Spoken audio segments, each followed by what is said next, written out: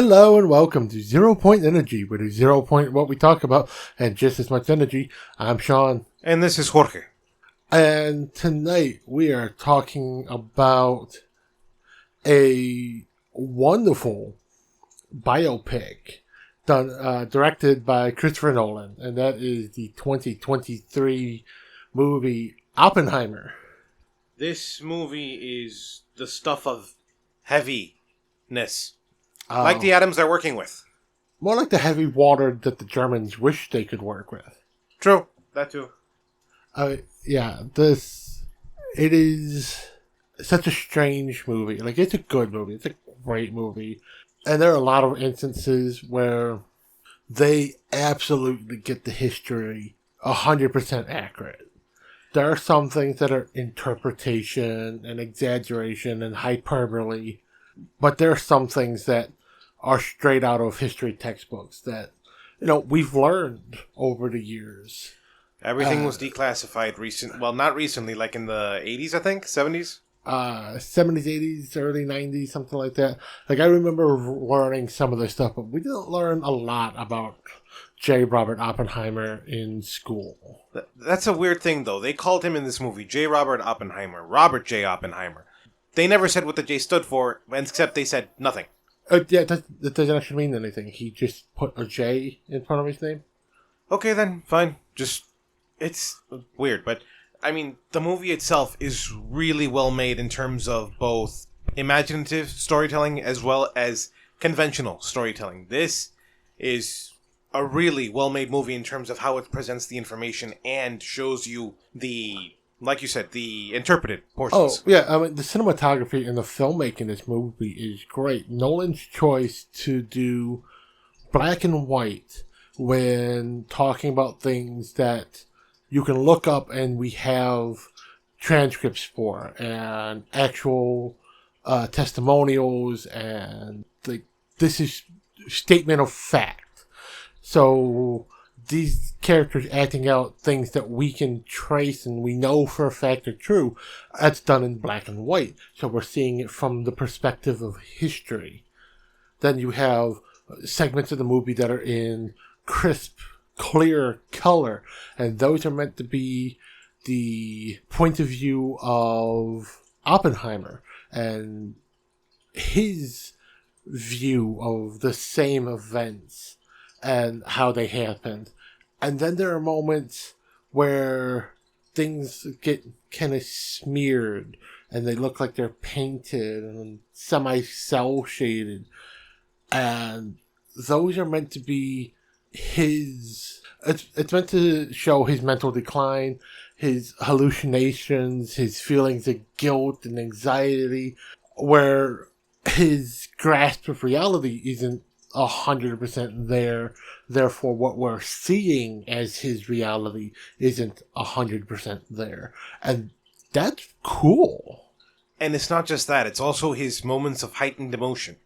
Times when he had sex, times when he was really, really happy, stuff like that, or was really, really afraid. Times when you let your emotions just kind of get the best of you and you aren't thinking you're clearest. When you're, when you're kind of hallucinating, when you had those dopamine hits, when, life is at its worst or its best. Everybody has those moments, literally, and you can understand the heightened emotion and interpret it through these, like, a Scanner Darkly-esque scenes. Esque, yes. Because it's not completely. It's still fairly clear. Yes, that's just kind of cool and interesting.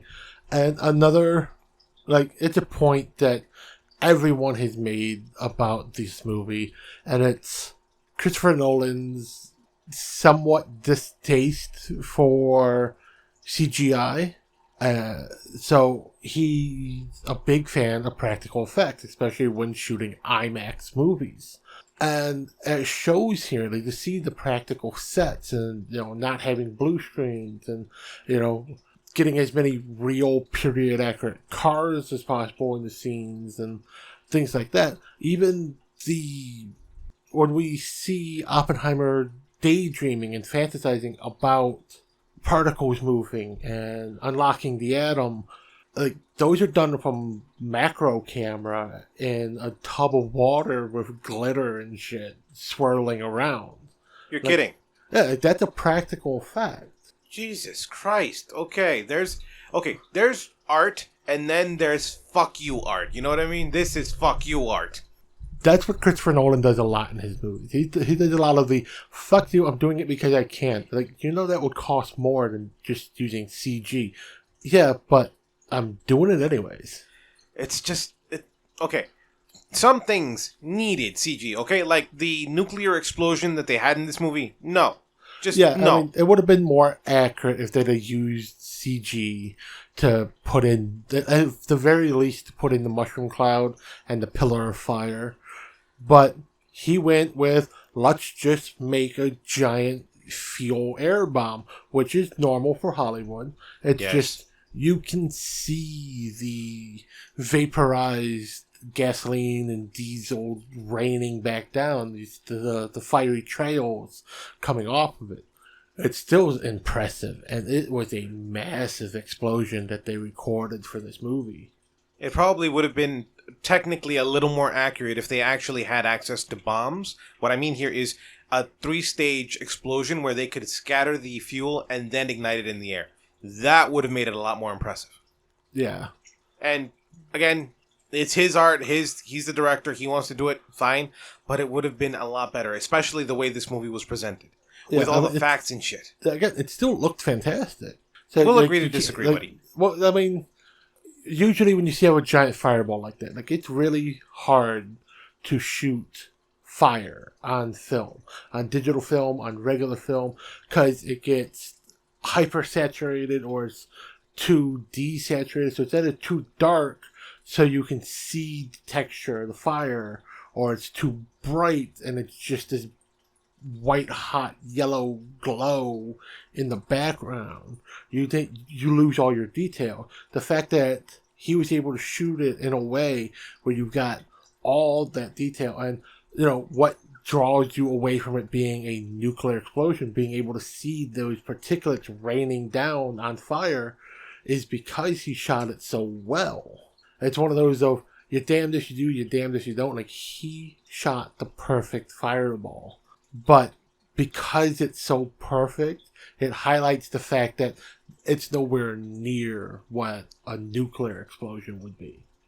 I mean, after every nuclear film I've seen, I expected more dust, more I don't want to call it a backdraft, but kinda, you know what I mean? Yeah, the pressure waves, yes, the shock exactly. waves. From everything we've seen from actual archival footage of similar sized nuclear bombs as what was exploded for the Trinity test, the shockwave should have been bigger. And that would have been a simple thing to do. They just didn't. Some of it is running out of money. I mean, IMAX cameras are insanely expensive to shoot on. The fact that he's using practical effects, they cost more than CG a lot of the time. Unfortunately. And a lot of times it's that one and done shot. Like, you've got to get that fireball that time, because it's going to take forever to re-rig that. That's why practical shots are amazing, but at the same time, they're... You got to have an entire crew who knows exactly what they're doing. Yes. There's a reason why people who do stuff like that are so expensive. But like I said, like, everything about this movie is amazing. And you know, you get the first hour is just talking about the history leading up to the creation of the bomb. I mean, this... okay. And it's, you know, the recruitment process and all of that, and him meeting all the different scientists, and as he's in, you know, school, taking his own time and money to travel the world, really, to learn all the different techniques of physics. But that's the thing, like, they even talked about this movie. This movie is about Oppenheimer, but it's also the fact that nobody grew up knowing him. I mean, I didn't. I literally only heard about him when it was like 2005. And that's something we get into with the third hour of the movie, the last part of the movie, is he was a man of strong conviction and strong opinion. And seeing the destruction firsthand, seeing the hell he had wrought in the Trinity explosion, it ruined him. He became a big proponent against nuclear weapons, but also for harnessing nuclear energy. Like, he wasn't against splitting the atom. He was against weaponizing it after he saw the true power of weaponization. And because of that, this is a man who's the father of the atomic bomb, one of what is considered to be the greatest Americans in the history of the country. And they went on a years-long smear campaign to discredit him and just make him seem lesser because of some petty disagreement he had with the head of the Atomic Energy Commission in the fucking beginning of the 50s. Not just that, I mean, he literally spent the rest of his career basically trying to steer public opinion about nuclear weapons and nuclear war, hell, nuclear energy, because he was so popular. Back in the day, people knew him. And like I said, I didn't know him until 2005. Because with the discrediting of him, they basically whitewashed him from history. Like, we had to wait until stuff started getting declassified so we could learn about him.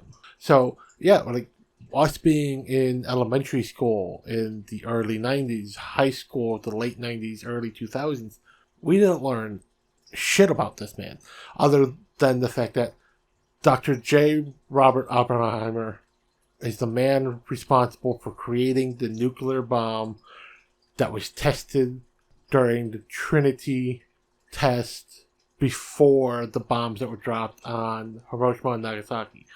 That's it. That's what history says about this man. This is all we learned by the time we went to high school. Literally reading. I didn't even know how to actually, quote unquote, because nuclear secrets, make an atomic bomb until later in my life because I studied this shit. Because it's out there. You can see how they made the bullet design, the implosion design, the H-bomb design. I mean, this is fucking amazing shit. And it's amazing that there's learning about it and hearing about it when you're younger, okay? It's kind of away from you. You kind of don't understand how it would have been seen in the day. But at the same time, as you get older and you understand and see the world as it's happening around you in terms of history, like the war in Ukraine and shit, okay? We can literally understand this man was making something so awesome that he didn't think possible until the experiment by Straussman, and I forgot the other dude's name. I totally forget it. The one it started with an H, but look, the important thing is when they made sustained radiation, they're able to start a reaction and keep it going for an amount of time, basically creating the first reactor on accident. And the fact that this was mathematically, supposedly, impossible, and then they showed, nope, it works, and then they had to write a model for it, just because they saw the reaction afterward. It's fucking amazing. Like, we literally learned X-rays, radio, in like 30 years, from like the 1890s up until 1930. Yeah, from the beginning of World War One until the end of World War Two. So let's say 1912 until 1949. The list of scientific achievements, the acceleration of technology. We've got the automobile, the tank, the airplane, the armed airplane, the bomber, the jet engine, rocket, the modern rocketry, the atomic bomb, microwaves, radar, machine guns, long distance radio communications, television broadcast, color film recording, color film broadcasting, jet planes. Yeah, there's not just jet engines, but jet planes, armor piercing rounds for firearms, like penicillin. Penicillin, yeah.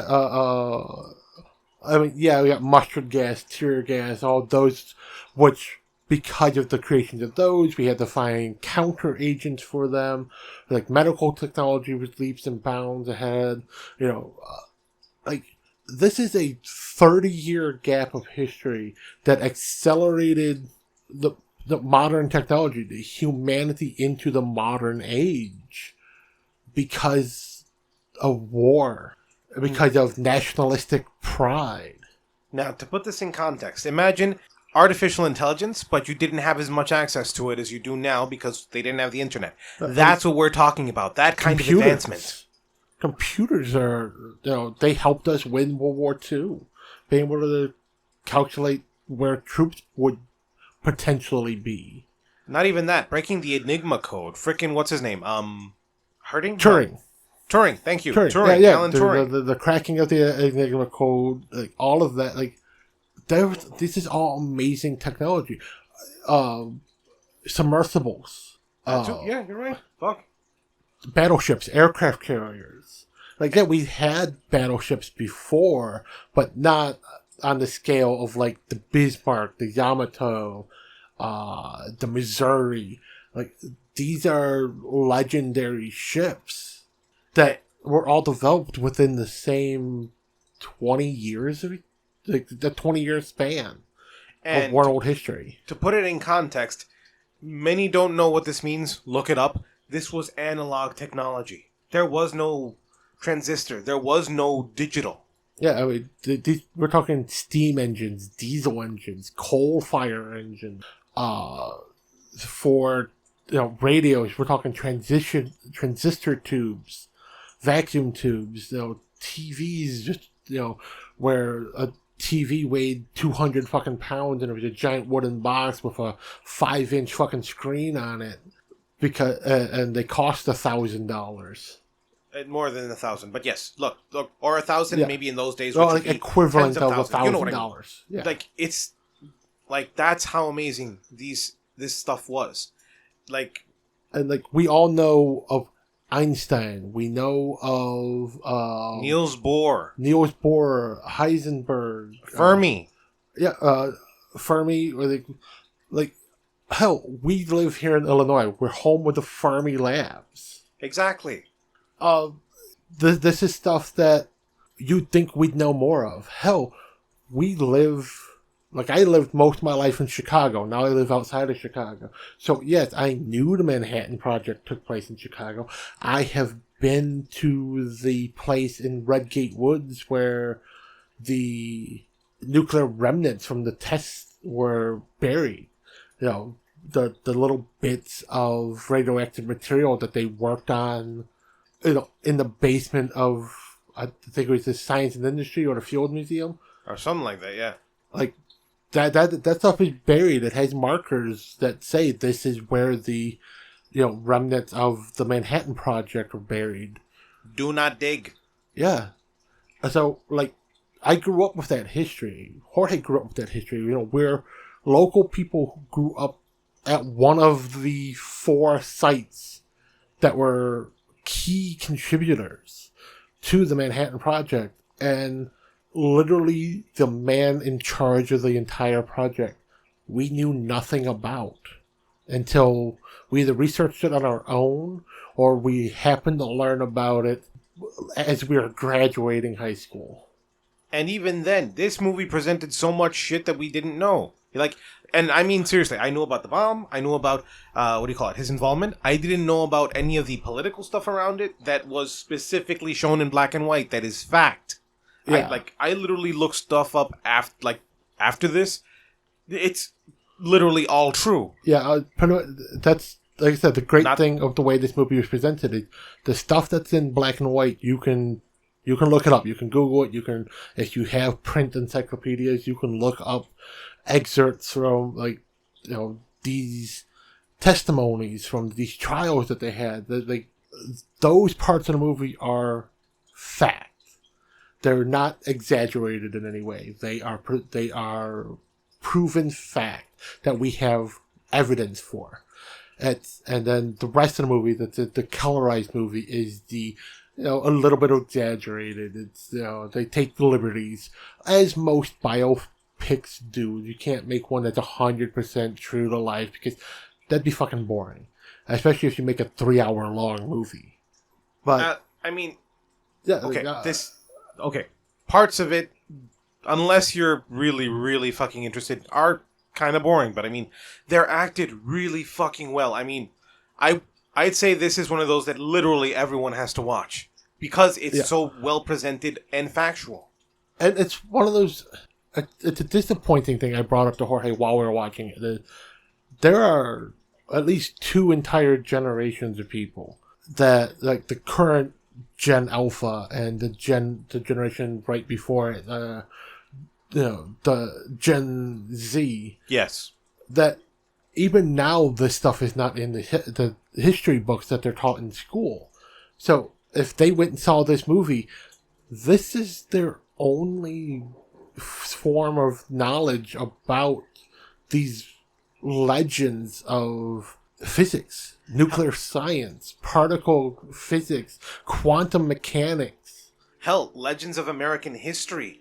They literally allowed us to win the war against Japan after we defeated Germany.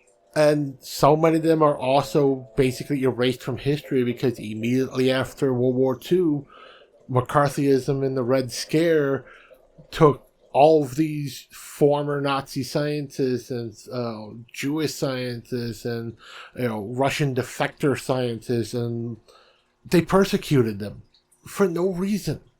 And not just persecuted, they were maligned so much and blacklisted, they couldn't even work in their field.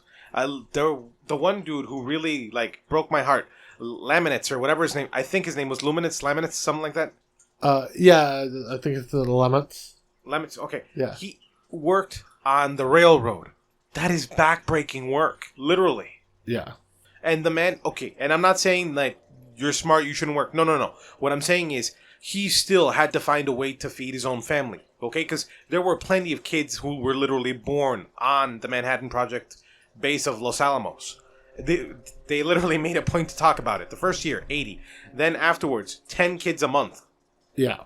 I mean... they were there for 3 years, and the entire Manhattan Project cost the taxpayers $2 billion in 1940s money.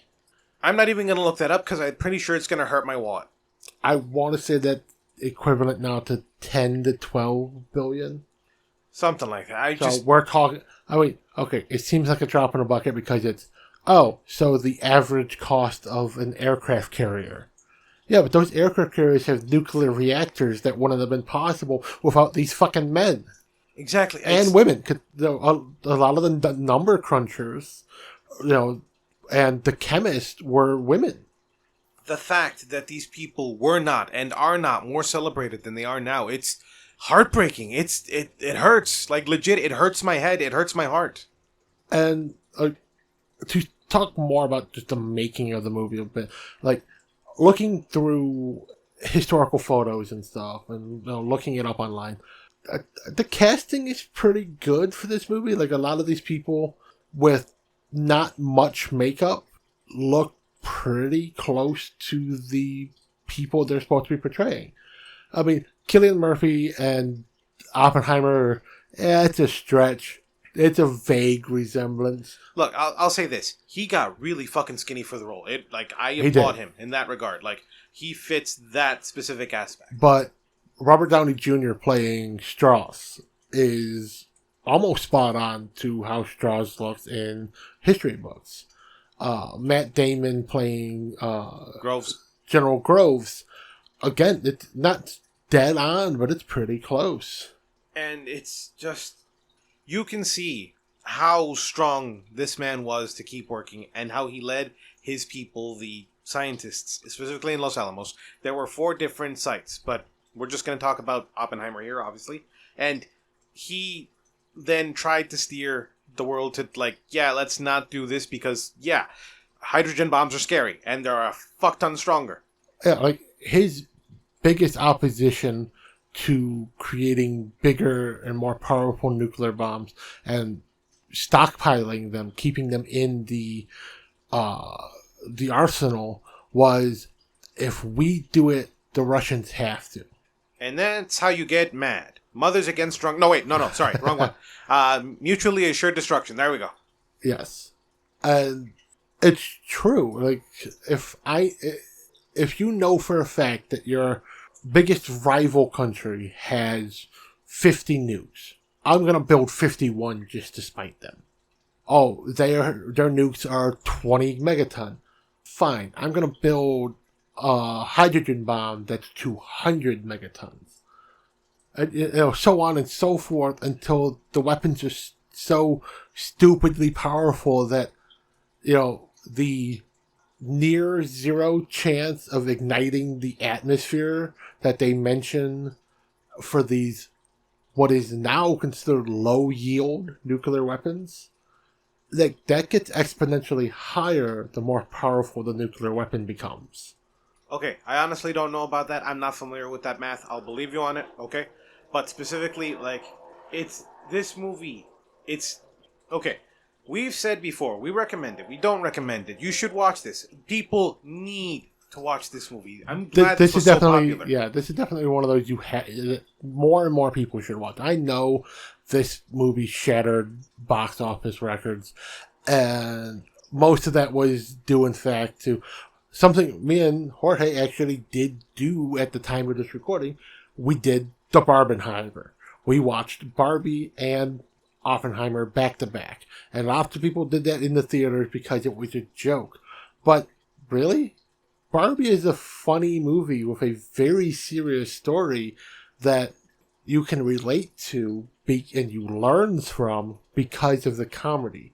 And Oppenheimer is this dark, serious movie that, again, you learn from because it's told in such an interesting way you want to pay attention.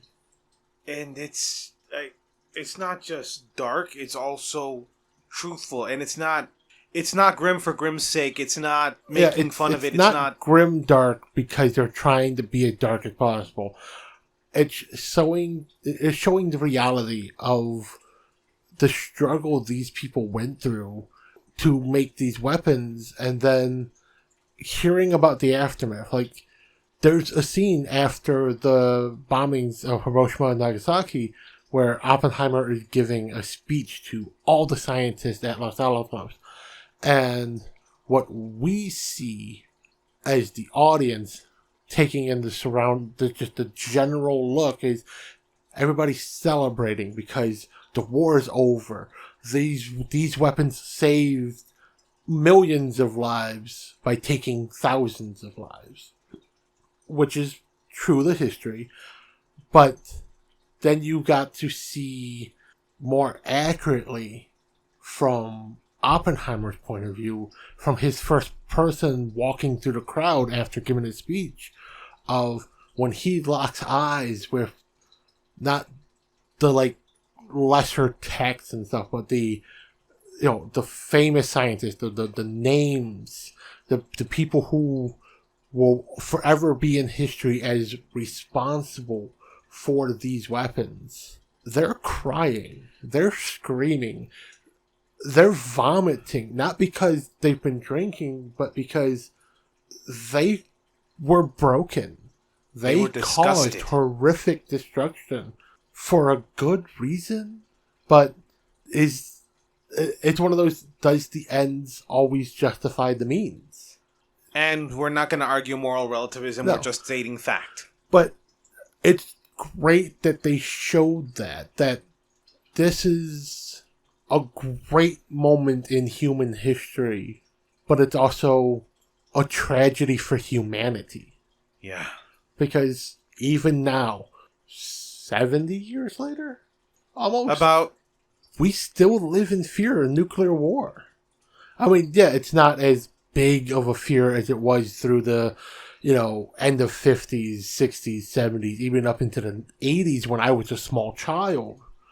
The end of the Cold War, I got to see that live on TV. The fall of, the Berlin Wall. 1989. Yeah. But it's still a threat. like, yeah, we constantly joke that, oh, North Korea's got nukes. They're, because we know our non-nuclear weapons could easily destroy their best nuclear weapon and intercept it, but it's still a nuclear weapon. Like, even if it doesn't hit its intended target, it's going to cause massive, significant damage, horrific loss of life. It's the joke of the safety. We live in a safe world, but these weapons still exist. And this isn't about fear, this is about knowing. Yeah, like, knowing the destructive capability, knowing that, yeah, we have allies that have these weapons that we are 90% or better sure will never use them and never turn them against us if we, even if we did provoke them. But then there's so many crackpot nations that have them that you don't know what they're going to do. Because they are not as experienced. They are not as... True, like, even if they just had an accident, a nuclear accident is a horrible thing. Like, the most recent one that everybody knows is Fukushima. The earthquakes in Japan, it's almost 20 years ago now. I'd say like 10, 15? 10 maybe? To 15. It's almost 20, but over 10 years ago. We're still dealing with the fallout from that. I mean, yeah, it's not a horrible thing. Like, we have distilled and decontaminated a lot of the waste in the water to the point where it was deemed a non-point to flush out all of the decontamination tanks straight into the ocean and let the salt water of the ocean finish decontaminating all that water so that they would have the storage tanks back to finish the cleanup of the rest of the reactor zone. And even then, they still had leaks that leaked into the atmosphere. Right now, all over the world, there are nuclear particles. It's impossible to really deal with radiation properly. I mean, it's been 40 years. We're still dealing with fallout from Chernobyl. It's minor, it's lesser, and, unless you're in the fucking inclusion zone, you really don't have to worry about it, but it exists. There's radiation in the air, there's radiation in the rain, it's in the water, it's in the ground. It's a thing. And that's fallout from safe nuclear technology, nuclear energy, which we've deemed long ago to be a safe, viable form of energy. And fairly cheap after you're actually done building. Yeah, it's just when something goes wrong, it goes horribly wrong. And even then, after Chernobyl, a lot of that has been fixed. Hell, Fukushima could have actually been a fuck ton worse if the changes from Chernobyl hadn't been made. Oh, yeah, I mean, learning from the mistakes. Chernobyl was an absolute case study in government corruption, using the cheapest materials possible, poor training, poor oversight, all of these things. And because of that disaster, we've had other nuclear accidents since then that have been extremely mild. Like, even Fukushima was a very mild thing. Yeah, it made national news. It still makes national news even all these years later because it's a thing. It's something that we should respect and not, fear slightly. But we've had decades of just learning from our mistakes. Now, with that being said, yes, it was still very, very costly and very, very... I don't want to say annoying because that seems small. I want to say it was very, very caustic. It was... I'd say annoying is... It's weird that that's the best word, but annoying is the best word. It's a nuisance to have to clean up. And not nuisance is a small thing because they had to dig, I think it was 2 to 5 inches into the ground to get rid of the topsoil in the area around in order to decontaminate, and then make the area livable again. Yeah, they had to tear down the reactor sites, remove all of the contaminated concrete that is the reactor towers and the cooling towers. Then you have to scrape away, I think you're right, the first 2 to 3 feet of soil that's contaminated. Then you have to hose all that stuff down. You have to constantly hose down the equipment, constantly hose down the people. You can't just flush that water. That's why they need those storage tanks, which is why, after that stuff had been sitting in storage tanks, decontaminating, getting constantly run through filters and having chemicals added to it that reduce radiation, that they were deemed safe enough to flush out into a massive body of water and just let nature take its course. Because they need those tanks so they could keep decontaminating equipment and people who work on those sites. And the people who work on those sites have health risks now and will always have health risks. And future workers who are helping to make that better, they put their lives on the line for it. Not just that. I mean, they literally receive, I want to say, 5 times the allowable dosage per year. Every day they work, something like that. I forgot the actual statistics. Yeah, but it's high. Even with all the appropriate PPE, they are sucking up toxic amounts of rads by the hour, and they're there for weeks before their shifts are over. By the way, personal protective equipment, in case you guys didn't learn that from COVID. Just saying. Yeah. And, I mean, this movie... Back to the movie, but specifically, this movie goes into so much detail. It's astounding, and Cillian Murphy does an amazing job. And you know what? Every single actor in this is fucking on point. Josh Peck was amazing as Fuller. I believe so. Keller, Teller, the mathematician. No, that wasn't Josh Teller? Peck. No, okay. Either way, but. His character, I forgot who he played, but he did it pretty well. You really wouldn't expect someone what we know him for, to be someone who could spot all science jargon and make it believable. But yeah, he worked. He played Kenneth Bainbridge. I do not remember. Bainbridge. It was a smaller part, but it wasn't... It was a smaller part. I think he was helping one of the mathematicians. He was one of the, we're going to recruit you for this, not one of the main scientists. And, he was specifically off-site with the key for the bomb to make sure nobody can just detonate it. Yeah. And, again, they did all their calculations by hand. They didn't have calculators. They didn't have help. And they even did this, even knowing that there was more than 0, but less than probably 2% chance that we might ignite the atmosphere. Yeah. So, that's about all we can say about this movie. I'm sorry. There's not a lot to really talk about this movie without getting deep into discussions of the science. And,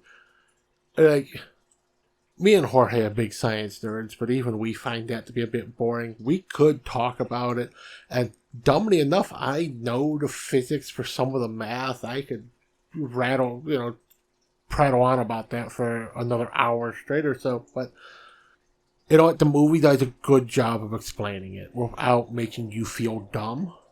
Watch the movie. It explains everything in easy to understand terms. It even gives you the basic rundown of how the bombs actually work. Yeah, and you know what? This is another one of those movies like Barbie, which, again, we do not get paid for this. This is not a paid endorsement. This is our personal opinion, but this is one of those movies that people should own. Or, like I did, go to your local library and check it out. That's how I got this movie. I checked out from my local library just so I could see it, because I did not get a chance to see it in theaters, and I'm glad I did. I mean, this movie's got a little bit of everything. I mean, apparently Oppenheimer was a womanizer. There's betrayal. There's excitement. There's academia. There's sex. There's drinking. There's a little bit of comedy even. Not a lot, but enough. Yeah, I mean, there's just enough tits in this movie to keep you interested. Really? You went there, buddy? I had to. Maybe that will make somebody actually want to watch this movie. If what we'd already said about this didn't want them to see it already, you get to see some really nice tits. More than once. Yes. More than once. We won't spoil whose tits you get to see. But it's an actress you don't normally see in those type of roles. But it's worth it. It's tasteful, though. I was going to say, it's not... It's not tasteful, but it's appropriate for the scenes they're doing, and it's appropriate for the character being portrayed. Okay, I'll say this. Partially, it's tasteful, and it kind of works in terms of cinematography, not in some... Honestly, if you watch other versions of this movie other than the US version, most of that nudity is censored out, so if the nudity bothers you, just try to find the European version of this movie. Really? You think the European version would be fine with it? Yeah, wow. No, it got censored out in some of the other countries. Okay, fine. Especially the Middle East, but it's the yeah. Middle East. That's a whole nother discussion for a different video. Basically, this movie is one of the best films I've seen in a long time, and I'm being completely serious. This movie deserves the Oscar it's nominated for. Of course, it's up against Barbie for the same Oscar. Okay, look, I'll say this. I think this movie deserves it more than Barbie, just because Barbie's a little too experimental for my taste. Yeah, no, this movie 100% deserves the nominations it got. No, I'm saying this one deserves to win. I think this one deserves to win, yeah. This one's a great one. And I think that's all we can say about this one now. So, I'm going to say good night. Be good to one another. Keep the faith. And try to expand yourselves. Learn more. It's worth it. Bye-bye.